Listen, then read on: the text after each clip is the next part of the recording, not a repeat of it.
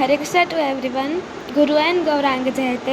आज हम करेंगे कृष्णा बुक चैप्टर 9 माता यशोदा द्वारा कृष्णा का बांधे जाना। एक बार अपनी दासी को कोई दूसरा कार्य करते देखकर माता यशोदा स्वयं दही मथने लगी। दही मंथन करते समय वे कृष्ण की बाल लीलाएं गुनगुनाने और अपने पुत्र के विषय में सोच सोचकर आनंदित होने लगी।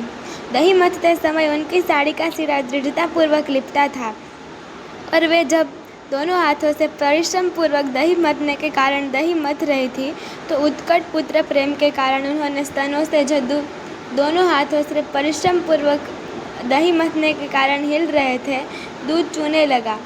उनके हाथ की चूड़ियाँ तथा कंगन एक दूसरे का स्पर्श करने के कारण रुंझुन कर रहे थे और उनके कर्णाभूषण तथा स्तन हिल रहे थे। उनके मुखमंडल पर पसीने की बूंदें थीं और शीश की पुष्पमाला इधर उधर बिखर गई थी। इस अनूठे दृश्य के समक्ष भगवान कृष्ण बाल रूप में प्रकट हुए। वे भूखे थे और अपनी माँ के दुलार को बढ़ाने के लिए वे चाहते थे कि माता दही मथना बंद कर दे। उन्होंने संकेत किया कि माँ का पहला कार्य दूध पिलाना था और दही मथना बाद का कार्य था। यशोदा ने अपने पुत्र को गोद में उठा लिया और उसके मुख में अपना स्तन दे दिया। जब कृष्ण दूध पी रहे थे तो माता हंस हंस कर अपने पुत्र के मुख की सुंदरता निहारती जा रही थी। अकस्मात आग पर चढ़ा हुआ दूध उफड़ने लगा। दूध को गिरने से बचाने के लिए यशोदा तुरंत ही कृष्ण को एक जोर बिठाकर चूल्हे के पास गई। माँ द्वारा इस प्रकार छोड़े जाने के कारण कृष्ण अत्यंत क्रुद्ध हुए और जिससे उनके होठ तथा नेत्र लाल हो गए। उन्होंने अपने दांत तथा होठ बंद कर लिए और हाथ में एक कंकड़ लेकर तुरंत माखन की मटकी तोड़ डाली। उन्होंने उसमें से मक्खन निकाल लिया और आंखों में कृत्रिम आंसू भरकर वे एकांत में जाकर मक्खन खाने लगे। इस बीच यशोदा कहाड़ी से उस अन्य दूध को ठीक करने पुनः मथने के स्थान पर लौट आई। उन्होंने उस टूटी मटकी को देखा जिसमें दही रखा था। क्योंकि उन्हें अपना पुत्र नहीं दिखाई दिया अतः वह समझ गई कि यह कार्य उसी का है। वे हंसने लगी और वे सोचने लगी, बालक बहुत चतुर है, मटकी तोड़कर इस स्थान से दंड के भय से चला गया है। चोर ढूंढने के बाद उन्होंने उसे लकड़ी के एक उल्टे रखे बड़े मुसल पर बिठा पाया। वे छेद से टंगे झूले पर लटके एक छीके से मक्खन निकाल कर बंदरों को खिला रहे थे। उन्होंने देखा कि कृष्ण अपने नटखट स्वभाव के कारण उनसे डर कर इधर उधर देख रहा है।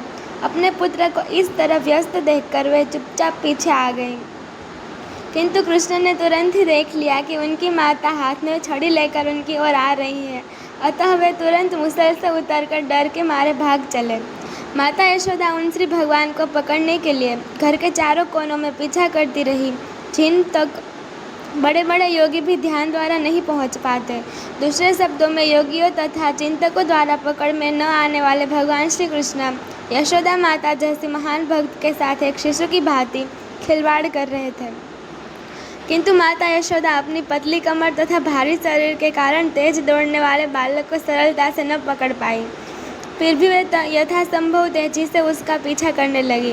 उनकी केश राशि शिथिल पड़ गई और केश पर लगा फूल पृथ्वी पर गिर पड़ा। यद्यपि वे थक गई थी किंतु जिस तरह भांति वे नटखट बालक तक पहुंच गई और उन्होंने उसे पकड़ लिया। जब कृष्ण पकड़े गए तो वे रुओं से हो गई। वे अपनी आंखें हाथों से मलने लगे जिनमें काली काजल लगा हुआ था। बालक ने अपने पास खड़ी अपनी माता के मुख को देखा और भय के कारण उनकी आंखें बेचैन हो उठी। माता यशोदा यह समझ रही थी कि कृष्ण वृथा ही डरे हुए हैं और वे उनके लाभ के लिए उनका डर दूर करना चाह रही थी। अपने पुत्र की सर्वाधिक हितैषी माता यशोदा सोचने लगी, यदि यह बालक मुझसे अत्यधिक डर गया तो उसे कहीं कुछ हो न जाए। तब यशोदा ने छड़ी फेंक दी। उसे दंड देने के लिए उन्होंने रस्सी से उनके दोनों हाथों बांधने की ठानी। वे नहीं जान पाई कि श्री भगवान को बांध पाना उनके लिए असंभव था। माता सोच रही थी कि कृष्ण छोटा सा शिशु है। वे यह नहीं जान पाई कि यह बालक अनंत है, जिसका न कोई अभ्यंतर है, न बाह्य, न आदि है और न अंत। वे असीम तथा सर्वव्यापी है। निसंदेह वे यही संपूर्ण दृश्य जगत है।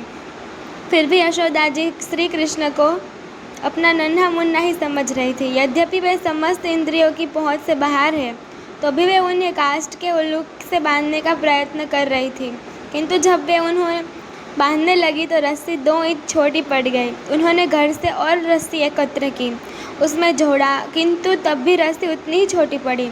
इस प्रकार उन्होंने घर की सारी रस्सियाँ जोड़ डाली, किंतु जब अंतिम गांठ लगाई तब भी वह 2 इंच छोटी निकली।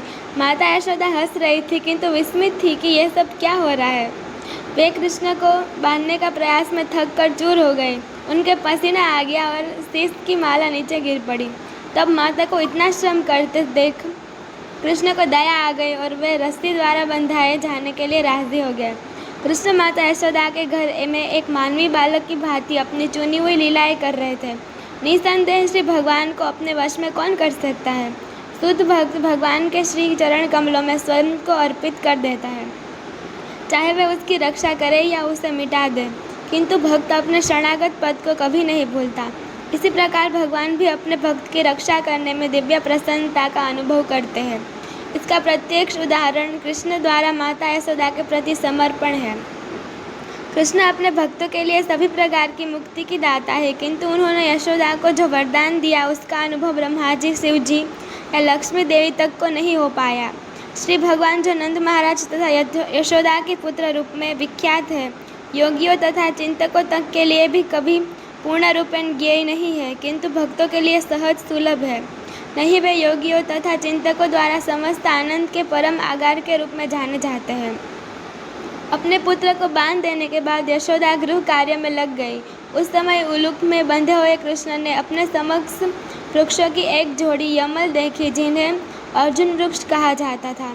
अतः परम आनंद कंद भगवान श्री कृष्ण ने अपने मन में विचार किया, पहले मेरी माता ने मुझे पीने को पर्याप्त दूध नहीं दिया था, जिसे मैंने दही की मटकी तोड़ दी थी और सारा माखन बंदरों ने बांट दिया था। अब उन्होंने मुझे काष्ठ के उलूक से बांध दिया है, अतः मुझे सबसे पहले अधिक शैतानी कार्य उपद्रव करना चाहिए। अतः उन्होंने अत्यंत ऊंचे अर्जुन वृक्षों की जोड़ी को धराशायी करने का विचार किया। अर्जुन वृक्षों की इस जोड़ी के पीछे एक इतिहास है। अपने पूर्व जन्म में ये वृक्ष कुबेर के पुत्र रूप में मानव शरीर धारण करके उत्पन्न हुए थे और इनके नाम नल, कुंवर तथा मणिग्रीव थे। सौभाग्यवश इन पर भगवान की दृष्टि पड़ी। अपने पूर्व जन्म में इन्होंने नारद ऋषि ने शाप दिया था, क्योंकि ये मद में चूर होकर अपना कर्तव्य भूल गए थे। किंतु नारद मुनि ने शाप के साथ यह वर भी दिया था कि श्री कृष्ण भगवान के दर्शन प्राप्त करने से उनका उद्धार हो सकेगा। यह कथा अगले अध्याय में दी गई है। हरे कृष्णा।